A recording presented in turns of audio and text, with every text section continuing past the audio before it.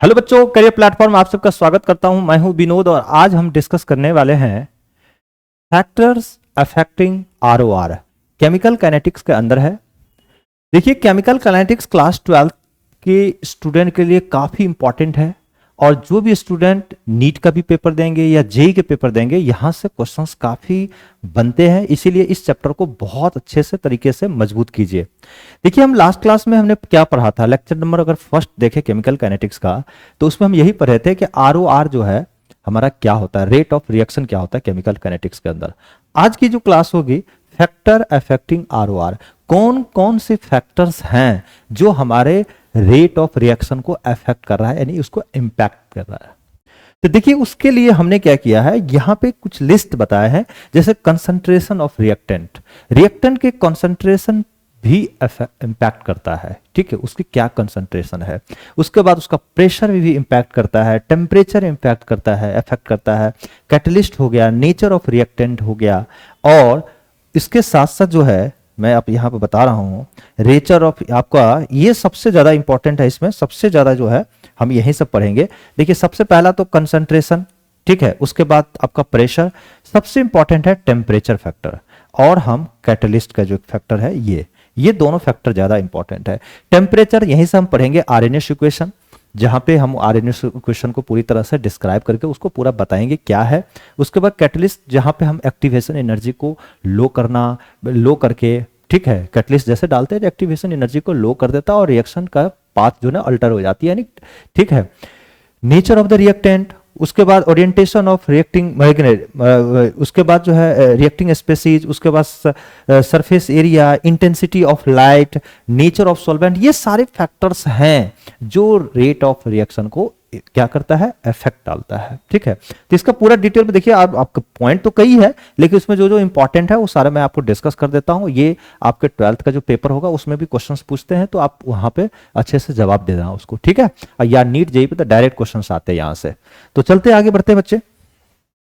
सबसे पहला मैं आपको बताता हूं कि देखिए, फैक्टर इफेक्टिंग आरओआर में factors on which rate of reaction ROR depends, पहला है नेचर ऑफ रिएक्टेंट, दूसरी है फिजिकल स्टेट ऑफ रिएक्टेंट या nature of the solvent, surface area of reactant, intensity of light, catalyst, temperature, concentration of reactant. ये जो है ना, ये जो अभी मैंने लिखा है इसमें, ये जनरली ज्यादा इंपॉर्टेंट है, इसीलिए इसी चीज को हम आज डिस्कस करने वाले हैं इस वीडियो के अंदर। तो लास्ट तक आप पूरे अच्छे से प्रॉपर तरीके से आप सुनिए, किसी भी चीज मतलब उसको मिस मत कीजिए। तो इससे क्या होगा, आपका कॉन्सेप्ट बहुत अच्छा होगा। फिर एनसीईआरटी लगाइए आप। ठीक है, तो चलते बच्चों, सबसे पहला जो काम है हमारा यहाँ पे, आप यहाँ पे देखिए, सबसे पहले क्या है कि नेचर ऑफ रिएक्टेंट के बारे में अगर हम बात करें तो इसके बारे में आप समझिए पहले क्या होता है। देखिए, factor affecting the rate of reaction means, rate of reaction का मतलब हो गया आरओआर। ठीक है, तो उसके ना सबसे फर्स्ट फैक्टर अगर हम बात करते हैं, सबसे पहला फैक्टर की बात करें तो नेचर ऑफ रिएक्टेंट, हमारा रिएक्टेंट का नेचर किस तरह का होना चाहिए। ठीक है, तो अगर नेचर ऑफ रिएक्टेंट की बात करें तो देखिए, रिएक्टेंट या तो हमारे आयनिक होंगे, या ठीक है, या तो कोवैलेंट होंगे। ठीक है, यही दो तरह का होगा। तो जो आयोनिक रिएक्टेंट होता है वो हमेशा फास्ट होता है, आयोनिक या इलेक्ट्रोवैलेंट, ठीक है, वो काफी फास्ट होता है with respect to covalent reactant. मैंने लिखा भी है, rate of a reaction depends on the nature of bonding in the reactant। Reactant के जो बॉन्डिंग है वो किस तरह से बॉन्डेड है उस पर डिपेंड करता है। Usually the ionic compound react faster than the covalent compound, क्योंकि ठीक है, ये ध्यान रखिएगा, the reaction between ionic compounds in water occurs very fast। they involve only the exchange of ions, ठीक है, which were already separated aqueous solution during their dissolution। ठीक है, तो आयनिक कंपाउंड हमेशा क्या होता है, ठीक है, फास्ट होता है, जिससे कोवैलेंट कंपाउंड के रिस्पेक्ट में, कोवैलेंट कंपाउंड में रिक्वायर एनर्जी, कुछ एनर्जी, क्योंकि इसमें क्या होता है, एक एग्जांपल मैं आपको बताता हूं कि देखिए आयनिक कंपाउंड के बारे में। ठीक है, जैसे सपोज करो हमारा AgCl है, जैसे सपोज करो कि AgNO3 है, सिल्वर नाइट्रेट है, उसको हम NaCl के सॉल्यूशन में जब डालेंगे ना, तो पहले क्या होगा, वो बहुत फास्ट हो जाता है, मतलब, और वो AgCl का प्रेसिपिटेट आ जाता है। जैसे मैं आपको दिखाता हूं, देखिए एक रिएक्शन है, देखिए यहां पे बच्चों यहां पर देखिए क्या है, AgCl इज प्रिसिपिटेट ऑट, ठीक है, AgCl is precipitated out immediately when AgNO3 solution is added in NaCl। देखिए AgNO3 है, AgCl के साथ रिएक्शन करोगे ना तो AgCl का प्रेसिपिटेट आपके पास फॉर्म होगा और NaNO3, और ये रिएक्शन इतनी फास्ट होती है कि हम उसको टाइम को मेजर ही नहीं कर पाते, यानी ROR आसानी से हम मेजर नहीं कर पाते हैं। मतलब इधर क्या होता है, जैसे कि this reaction involve only the exchange of ion, सिर्फ आयंस का एक्सचेंज होता है। क्या करेगा, Ag प्लस में ये ब्रेक करेगा, NO3 माइनस में ब्रेक होगा, जैसे कि यहाँ Ag plus NO3 minus, Na plus में ब्रेक होगा, ये Cl माइनस में ब्रेक होगा, ठीक है। और ये इतनी फास्ट AgCl बना लेता है और Na प्लस NO3 माइनस होकर के फिर ये दोनों मिला करके आपको NaNO3 आपको दे देगा, ठीक है, NO3 बन जाएगा। और इतनी फास्ट होती है कि हम ROR उसका फाइंड ही नहीं कर पाते हैं। तो इसलिए करके अगर हम बात करें आयनिक कंपाउंड का ROR निकालना तो हम नहीं मेजर कर पाते हैं फास्ट रिएक्शन का। हम मेजर किसका कर पाएंगे, हम मॉडरेट लेवल के रिएक्शन को ही मेजर कर पाएंगे, ठीक है। कोवैलेंट कंपाउंड का फिर भी उसमें टाइम लगता है, इसको हम मेजर कर सकते हैं। जैसे देखिए where the reaction between the covalent compound take place slowly, ठीक है, because they are required energy, इसको एक बॉन्ड ब्रेक करने के लिए एनर्जी की जरूरत है for cleavage of existing bond. जैसे स्टेरिफिकेशन ऑफ एसिटिक एसिड की अगर हम बात करें तो ये क्या होता है कि कुछ ना कुछ एनर्जी चाहिए, ये बॉन्ड ब्रेक होता है, तो ये बॉन्ड ब्रेक होगा और इसमें कुछ रिक्वायर सम टाइम्स, ठीक है, इसको एक एनर्जी भी चाहिए और कुछ टाइम लगता है, और यहां पर हम आसानी से इसको क्या करते हैं, मेजर कर लेते हैं। अगर हम बात करते हैं इसका भी लेते हैं, जैसे अगर हम बात करते हैं जैसे N2 हो गया, ठीक है, और 3H2 हो गया, तो हमारे पास क्या होगा, NH3 अमोनिया बनेगा, ठीक है। तो हाइड्रोजन जो है ना 3NH3, ठीक है, और इधर क्या हो गया, बैलेंस कर लीजिए ना, NH3, ठीक है, तो यहां पर 2 लगा दीजिए, ठीक है। तो अब देखिए यहां पर होता क्या है, अब मैं आपको बताता हूं। देखिए यहां पे क्या होगा, नाइट्रोजन और नाइट्रोजन के बीच बॉन्ड है और यहां पे हाइड्रोजन हाइड्रोजन के बीच बॉन्ड है। ये बॉन्ड क्या होता है कि यहां पे ब्रेक होगा और ये बॉन्ड ब्रेक होगा, ब्रेक होता है, क्या चीज, ब्रेक होता है आपका बॉन्ड, ठीक है। और इधर क्या होगा, ये बॉन्ड बनेगा, इधर आपका बॉन्ड बनेगा, ठीक है, यानी हमारा बॉन्ड फॉर्मेशन होता है। अगर हम बात करें यहां पे तो बॉन्ड फॉर्मेशन, तो देखिए इधर बॉन्ड का टूटना, ठीक है, और इधर बॉन्ड का जुड़ना टेक अस सम टाइम, इसमें कुछ समय लगता है और इस समय लगते हैं, इसी को हम मेजर कर लेते हैं, ठीक, आसानी से। इसीलिए हम जो है इसका जो है हम ROR डिटरमाइन कर पाते हैं, ठीक है, लेकिन आयनिक कंपाउंड का हम नहीं कर पाते हैं। तो ये ही चीज हम आपको बताना चाह रहे थे कि हमारा किस किस चीज पर डिपेंड करता है, ये आपको समझना बहुत जरूरी है। तो यही चीज बात है। तो फर्स्ट क्या हो गया आपको आयनिक कंपाउंड हो गया, दूसरी क्या हो गई, ठीक है, दूसरी हो गई आपको कोवैलेंट कंपाउंड। तो ROR हमारा किसका हम मेजर कर पाएंगे, इसका, इसमें ROR हम फाइंड आउट नहीं कर पाएंगे, कोवैलेंट का कहीं ना कहीं हम फाइंड आउट कर पाएंगे। अगर बात करते हैं होमोजेनिटी का, तो देखो होमोजीनियस रिएक्शन जो भी होगा, होमोजीनियस रिएक्शन, ठीक है, होमोजीनियस जो भी, होमोजेनिटी का मतलब होता है होमोजीनियस रिएक्शन, तो जो भी होमोजीनियस रिएक्टेंट होगा उसका ROR ज्यादा फास्ट होगा, ठीक है, होमोजीनियस रिएक्टेंट जो भी होगा, ठीक है, अगर इसका और ग्रेटर होगा किसके, हेट्रोजीनियस, ठीक है, जीनियस रिएक्टेंट का। होमोजीनियस रिएक्टेंट एक होता है हेट्रोजीनियस रिएक्टेंट। होमोजीनियस एक मॉलिक्यूल दोनों को एक दूसरे का आसानी से घुल जाते हैं, ठीक है, तो एक तरह का डिजॉल्व हो जाते हैं, तो इसका ROR जो होगा वो ज्यादा होगा किसके रिस्पेक्ट में, with respect to ROR of heterogeneous. तो एक तो ये क्लियर हो गया, ठीक है। उसके बाद स्टेबिलिटी ऑफ प्रोडक्ट की बात करते हैं, ठीक है, ये तो आपका क्लियर हो गया ना, ठीक है। अब स्टेबिलिटी अगर हम प्रोडक्ट की बात करें तो देखिए अगर ए से अगर आप बी बनाते हैं सपोज करें, तो ऑब्वियस है बी की स्टेबिलिटी अगर ज्यादा होती है, ठीक है, तो हमारा रिएक्शन क्या होगा, मूव करेगा फॉरवर्ड डायरेक्शन, ठीक है। तो अगर बी की प्रोडक्ट ज्यादा होगा तो इसका मतलब हुआ स्टेबिलिटी ऑफ प्रोडक्ट का मतलब फॉरवर्ड डायरेक्शन, ठीक है, वो ज्यादा होना चाहेगा, ज्यादा बनना चाहेगा। तो ROR क्या होगा, रेट ऑफ रिएक्शन, अगर ये ज्यादा स्टेबल होगा बी बनना ज्यादा पसंद करेगा, क्योंकि बी कन्वर्ट होने से क्या स्टेबल हो रहा है, तो बी ज्यादा बनना चाहेगा। तो इससे हम क्या होगा कि reactant ROR rate of reaction directly proportional to हम स्टेबिलिटी ऑफ प्रोडक्ट, ठीक है, या inversely proportional to stability of reactant. आगे समझे? देखो आप क्या होता है कि ये हमारा स्टेबल होना चाहता है, तो ये सारे रिएक्टेंट ना कन्वर्ट होकर प्रोडक्ट में जाएगा, और प्रोडक्ट में जाकर के वो स्टेबल होना चाहता है।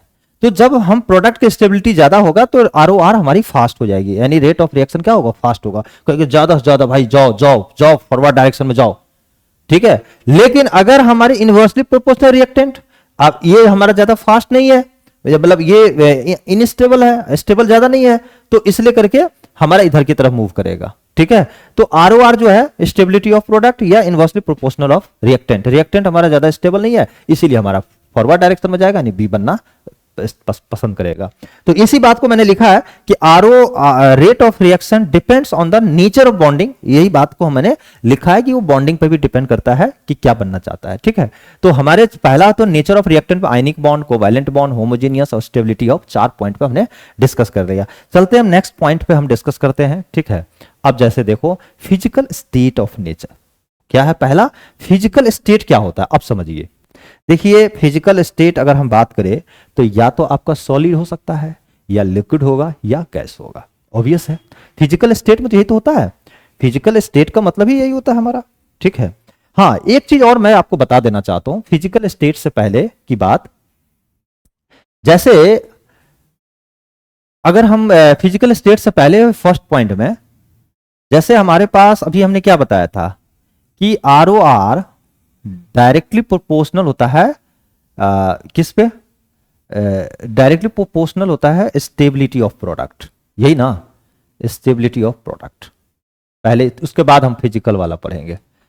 और इनवर्सली प्रोपोर्शनल होता है, ठीक है, स्टेबिलिटी ऑफ क्या, ऑफ रिएक्टेंट, यही होता है। जैसे अगर हम एक एग्जांपल लेता है, एग्जाम्पल क्या ले रहे हैं आप समझिए। जैसे सपोज करो हमने लिया एसिटिक एसिड CH3COOH और एक लिया फॉर्मिक एसिड मतलब SCOOH, दोनों का ROR हम फाइंड आउट करना चाहते हैं। इसका क्या होगा कि ये CH3COO माइनस और H+ में टूटेगा, और ये जो है H, ठीक है, COO माइनस और H+ में टूटेगा। अब होता क्या है, दोनों ब्रेक होता है, ठीक है, और ये जो नीचे वाला जो होता है ना, ये जो जैसे ऊपर वाला जो बना, तो ये जो टूट करके अनस्टेबल बन गया, क्या बन गया, अनस्टेबल बनता है, ये ज्यादा स्टेबल नहीं होता है। ये क्या होता है, ज्यादा स्टेबल होता है, ये स्टेबल बन गया। तो ऑब्वियस है कि प्रोडक्ट अगर स्टेबिलिटी आएगी, जैसे रिएक्टेंट से अगर प्रोडक्ट में जा रहा है तो स्टेबिलिटी आ रही है, तो ये बनना, यानी फॉर्मिक एसिड को आयंस में ब्रेक होना ज्यादा पसंद होगा, क्योंकि ये प्रोडक्ट में जाकर स्टेबल हो जा रहा है। तो अगर हम इसका ROR 2 बोले और इसको ROR हम 1 बोले, तो कौन ज्यादा आपका ROR फास्ट होगा, तो हम लिख सकते हैं कि ROR सेकेंड जो है, ठीक है, ग्रेटर होगा ROR फर्स्ट का। यही मैं बताना चाह रहा था, ये फर्स्ट वाला में, ठीक है, जो हम बताए थे, यानी stability of product directly proportional होता है ROR का, तो ROR सेकेंड ज्यादा हो जाएगा ROR फर्स्ट से। तो ये मैं आपको बताना चाह रहा था, इसको फर्स्ट पार्ट वाले में लिख लीजिए। अब हम बात करते हैं फिजिकल स्टेट ऑफ, ठीक है, फिजिकल स्टेट की बात करें तो फिजिकल स्टेट ऑफ रिएक्टेंट। देखिए रिएक्टेंट हमारे पास 3 तरह का हो सकता है, या तो गैस होगा, या तो सॉलिड होगा, या तो क्या होगा, हमारा लिक्विड होगा। ये 3 तरह का हो सकता है ना, तो सॉलिड, लिक्विड और गैस। तो गैस में क्या होता है, रैंडम मोशन होता है। अगर हम बात करें, यहां पे गैस है, यहां पे हमारा लिक्विड है, ठीक है, और यहां पे सॉलिड है, तो इसका इसमें ज्यादा, क्योंकि एक मोलेक्यूल दूसरे मोलेक्यूल से काफी दूर होता है, और आप एक तरह का रैंडम मोशन होता है इसमें, रैंडम मोशन होता है, ठीक है। रैंडमली मोशन होगा, एक मॉलिक्यूल दूसरे को, इस मॉलिक्यूल इधर टक्कर करेगा, ये इसको टकराएगा, ये इससे टकराएगा, ये इससे टकराएगा, ये इससे टकराएगा, एक दूसरे से, क्योंकि मॉलिक्यूल के बीच का गैप रहता है। यानी random motion of the molecule, इससे रैंडमली मोशन बढ़ने से, यानी रैंडम मोशन ऑफ मॉलिक्यूल से क्या होता है, अगर हम बात करें रैंडम, ठीक है, रैंडम मोशन ऑफ मॉलिक्यूल, इससे होगा क्या, हमारा ये बढ़ेगी तो हमारा कोलिजन भी क्या होगा, कोलिजन भी इंक्रीज होगा, मॉलिक्यूल के बीच हमारा एक मॉलिक्यूल दूसरे से ज्यादा टकराएगा। लेकिन इसके बीच में ना थोड़ी सी कम होगी, क्योंकि मॉलिक्यूल्स एक दूसरे से करीब होती है, ठीक है। और इसमें क्या होता है, मॉलिक्यूल एक दूसरे से एकदम ओवरलैप किया रहता है, चक्कर के पकड़े रहता है, तो इसमें मोशन थोड़ी सी कम होगी। तो आसानी से जो है किसका हो गया, अगर हम बात करें फिजिकल स्टेट ऑफ रिएक्टेंट में गैस डायरेक्ट होगा, लिक्विड फिर उससे बाद सॉलिड से। सरफेस एरिया की बात करें, अगर हम बात करते हैं, ये तो आपको इसका हो गया। अगर हम बात करते हैं सरफेस एरिया का, तो ऑब्वियस है कि किसी भी, जैसे आइस का अगर क्यूब लेते हैं और सुगर, नहीं आइस का नहीं, सुगर का क्यूब लीजिए, मतलब मिश्री होती है ना, चीनी वाला जो मोटा मोटा दाना, वो ले लीजिए आप, और चीनी लीजिए, सिंपल पाउडर ले लीजिए। अगर पानी में डालेंगे ना तो कौन घुलेगा जल्दी, पाउडर वाला घुलेगा। तो अगर पाउडर जल्दी घुल रहा है, इसका मतलब उसका सरफेस एरिया कम है। तो जिसकी सरफेस एरिया कम होगा वो आसानी से घुल जाएगा, और जिसकी सरफेस एरिया ज्यादा होगा थोड़ा टाइम लगेगा। तो इसका मतलब rate surface area of reactant inversely proportional surface area of reaction, अगर रिएक्टेंट अगर हम बात करें या रेट ऑफ रिएक्शन बोले तो inversely proportional of surface area, यानी surface area of reaction reactant. तो ROR जो हमारा होगा इनवर्सली प्रोपोर्शनल होगा किससे, surface area of reactant. Obvious है। अगर आप ये बताओ, एक यहां पे इसमें जो है, ठीक है, शुगर का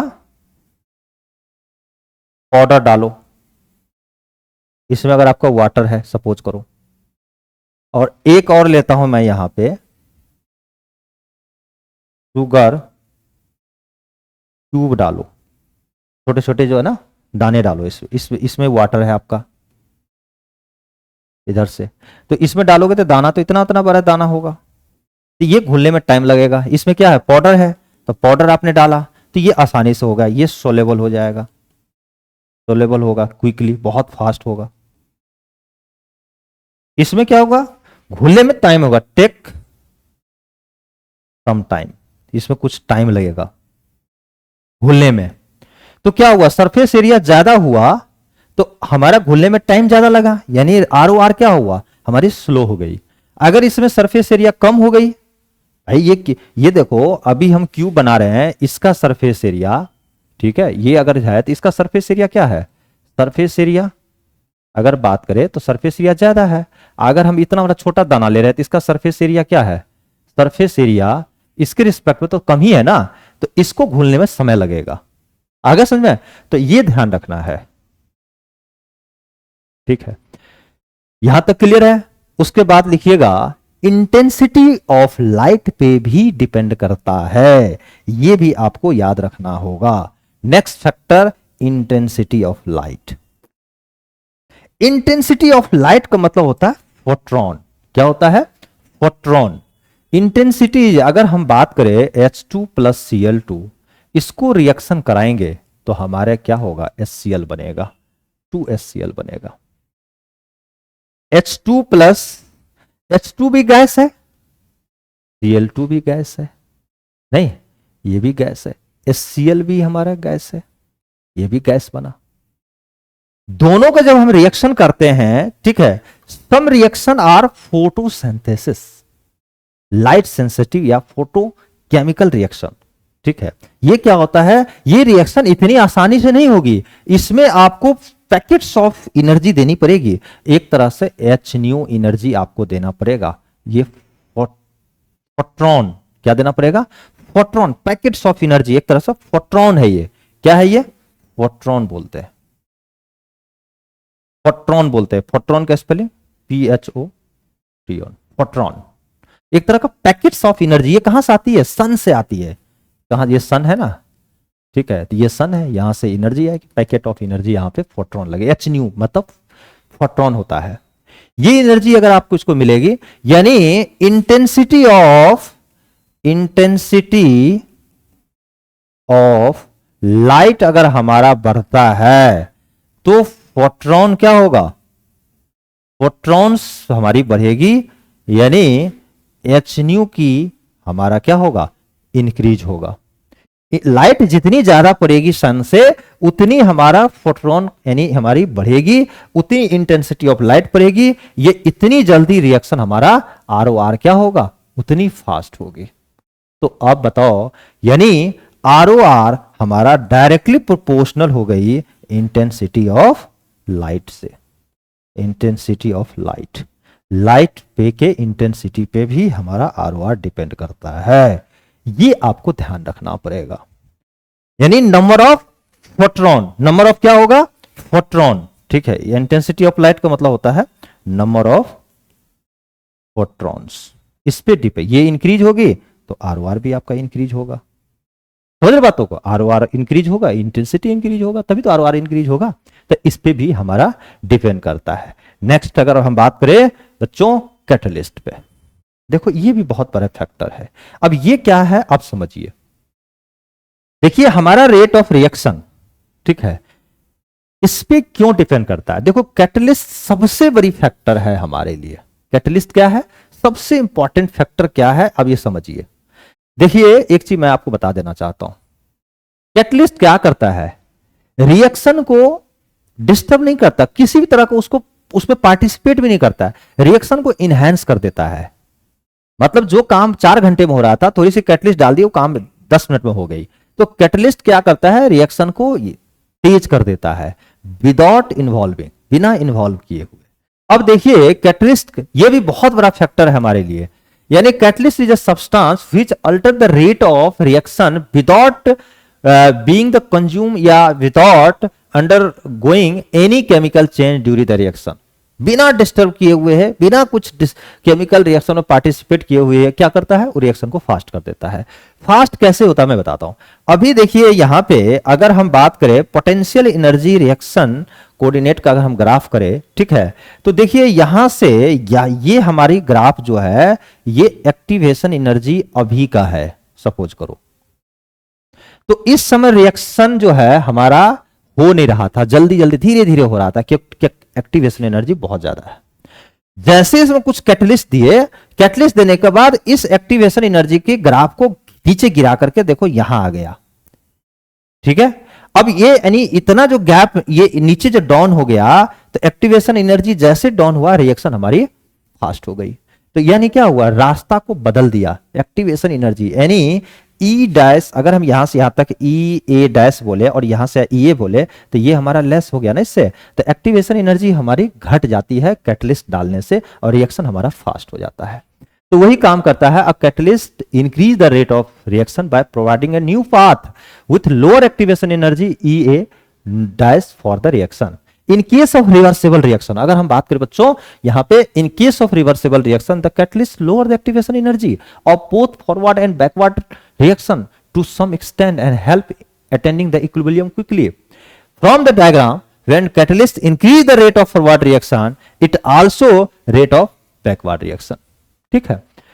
तो एक्टिवेशन एनर्जी भी कहीं ना कहीं हमारे ROR पे क्या कर रहा है? इंपैक्ट डालता है। देखिए अगर हम बात करें ना, एक्टिवेशन एनर्जी की बात करते हैं, बड़ी बड़ी बातें करने हम नहीं कर रहे हैं बच्चों, बातें तो हम छोटी ही छोटी कर रहे हैं, लेकिन ये इंपॉर्टेंट है आपके लिए। अगर बात करते हैं SO2 का, SO2 को O2 के साथ अगर रिएक्शन कराते हैं तो आपको SO3 बनेगा, लेकिन ये रिएक्शन जो है ये डिपेंड करता है NO पे। NO क्या है हमारे लिए? ये कैटलिस्ट है, यह ध्यान रखना, ये कैटलिस्ट है जो रिएक्शन को क्या करता है? फास्ट कर देता है। तो ROR जो है ना हमारा, ROR हमें रिएक्टेंट पर डिपेंड नहीं करेगा, ये डायरेक्टली प्रोपोर्शनल होगा NO पे, कंसंट्रेशन ऑफ NO। यानी हमारे कैटलिस्ट जितनी ज्यादा स्ट्रॉन्ग उतनी ROR हमारा क्या होगा? फास्ट होगा। तो यहां पे ROR हमारा ROR हमें डिपेंड किसना करना चाहिए, रिएक्टेंट पे, रिएक्टेंट पे, जो कि नहीं है। ROR आपका कैटलिस्ट पे डिपेंड करता है। तो यही जानना जरूरी है कि हमारा कहीं न कहीं ROR को इंपैक्ट डाल रहा है कौन, कैटलिस्ट भी। ये भी इंपॉर्टेंट था। इसके अलावा देखिए हमारा अगला फैक्टर है टेम्परेचर। टेम्परेचर किस तरह से हमें इंपैक्ट डाल रहा है ROR पे। देखिए आर्यनियस साहब का एक इक्वेशन है, हर 10 डिग्री टेम्परेचर पे, टेम्परेचर 10 डिग्री टेम्परेचर अगर आप बढ़ाते हैं तो आप ये मान लो कि 203 डिग्री जो है टेम्परेचर कोफिशिएंट 2 से 3 टाइम्स आपका बढ़ जाता है। हर 10 डिग्री टेम्परेचर बढ़ाने पे 2 से 3 टाइम्स टेम्परेचर आपका कोफिशिएंट क्या हो रहा है, इंक्रीज हो जा रहा है। ठीक है, देखिए यहां पर देख रहे हैं, यानी कहीं ना कहीं टेम्परेचर भी इंपैक्ट डाल रहा है। टेम्परेचर बढ़ाने से एक्टिवेशन एनर्जी घट जाती है कहीं ना कहीं। देखिए ए जो है K इक्वल टू क्या होता है, आर्यनियस इक्वेशन, आर्यनियस ने ये बताया था एक इक्वेशन के जरिए कि K इक्वल टू हमारा क्या होता है, e to the power minus EA by RT। EA क्या है, हमारा एक्टिवेशन एनर्जी, R आपका कांस्टेंट है यूनिवर्सल, ठीक है, कांस्टेंट आपका यह कांस्टेंट हो गया, T हो गया टेम्परेचर, तो मैंने लिख भी दिया K with the specific rate constant, A is the frequency factor, EA को मतलब एक्टिवेशन एनर्जी, G मतलब गैस कांस्टेंट जो 8.3 समथिंग होगा, और T जो है ना एब्सोल्यूट टेम्परेचर इन केल्विन। ध्यान रखिए ये चीजें हैं। अब ये आर्यनियस साहब क्या किया, जैसे सपोज करो कि यहां पे अगर हम बात करते हैं, ठीक है, आर्यनियस का ये इक्वेशन है, तो देखिए एक चीज मैं आपको बता देता हूं। आर्यनियस इक्वेशन को अगर आपने अच्छे से समझ में आ गया तो देखिए तो K इक्वल टू क्या है हमारे पास, A, ठीक है, और e to the power minus EA by RT, यही है ना बच्चों। आप क्या करो, दोनों साइड ln लगाओ, मैं ln लगाता हूं, तो ln K इक्वल टू क्या होगा, ln A e to the power minus EA RT, EA by RT होगा, EA बाय RT। देखिए यार ध्यान ये रखिएगा कि ln जो होता है ना, इसको हम मतलब होता है log E। अगर ln A है, ln का अगर हम बात करें, कहीं पे ln A लिखा है, इसका मतलब आप समझ लीजिए log E बेस A लिखा हुआ है।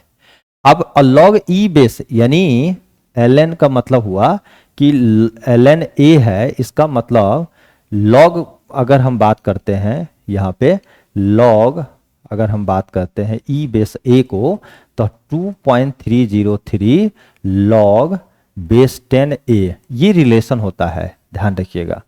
मतलब ln को log, ln में क्या होता है, ln में बेस E होता है, तो अगर बेस E मतलब log में बेस E है तो ln है, इसी को ln बोलते हैं, इसी को ln कहते हैं। तो l बेस E को बेस 10 से रिलेट करोगे तो 2.303 मल्टीप्लाई करना पड़ेगा। तो ये हो गया। अब देखो यहां पे क्या है, ये हमारा प्रोडक्ट है, तो ये मैं लिखूंगा ln A अब प्लस, यहां पे लिखूंगा ln A अब प्लस ln जो है e to the power minus EA by RT, ठीक है।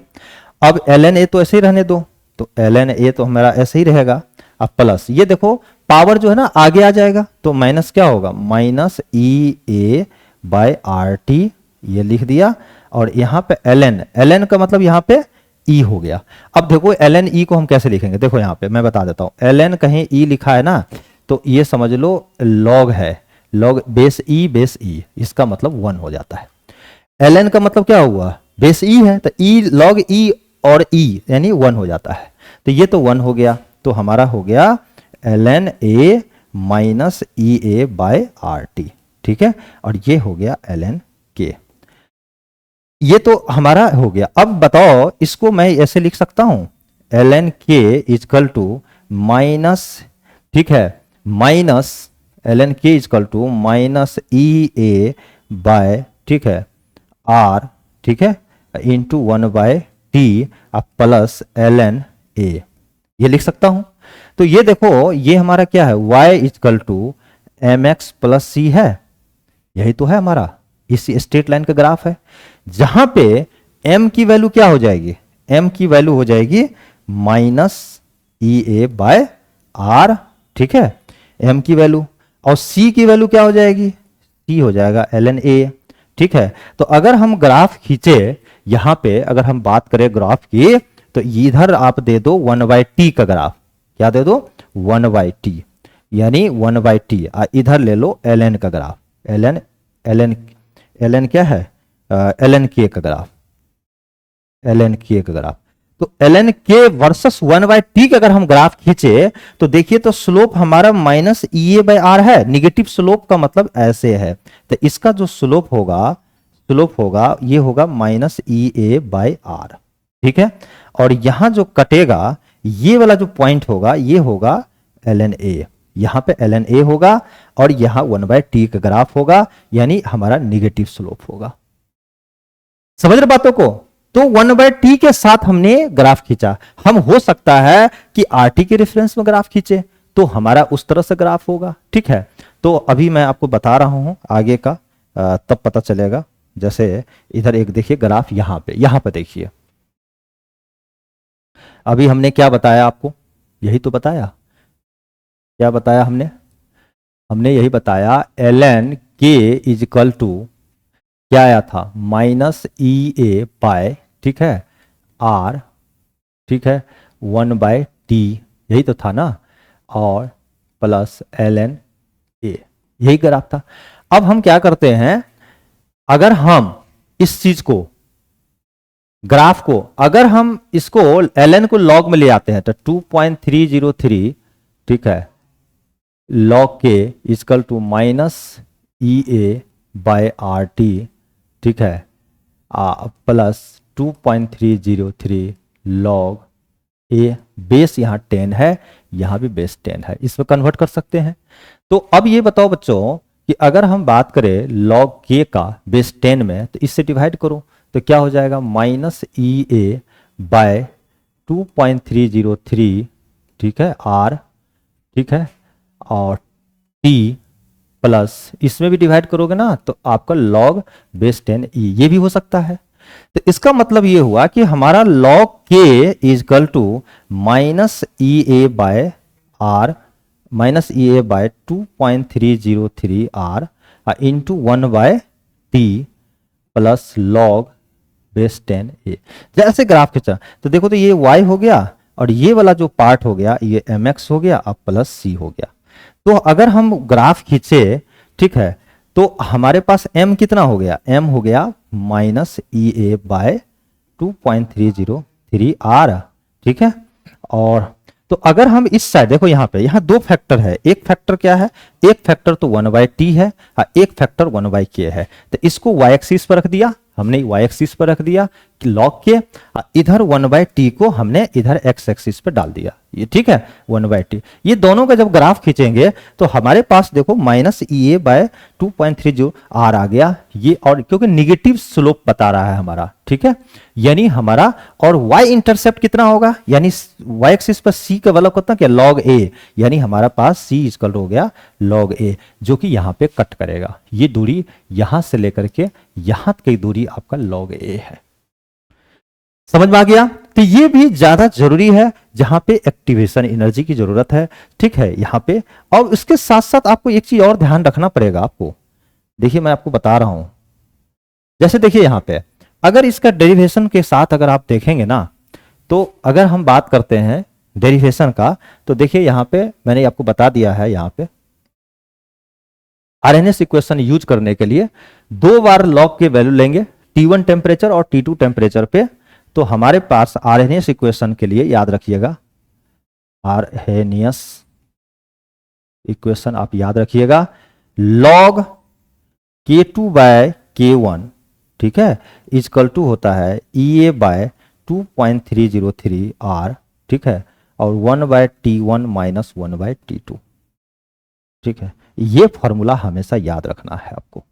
इसी को अगर आप चाहते हैं ना दूसरे फॉर्म में लिखे तो log K2/K1 बराबर, अब इसको इक्वल टू EA/2.303r, अब इसको क्या करो एलसीएम ले लो तो T2 minus T1 into T2, ये भी आप लिख सकते हैं।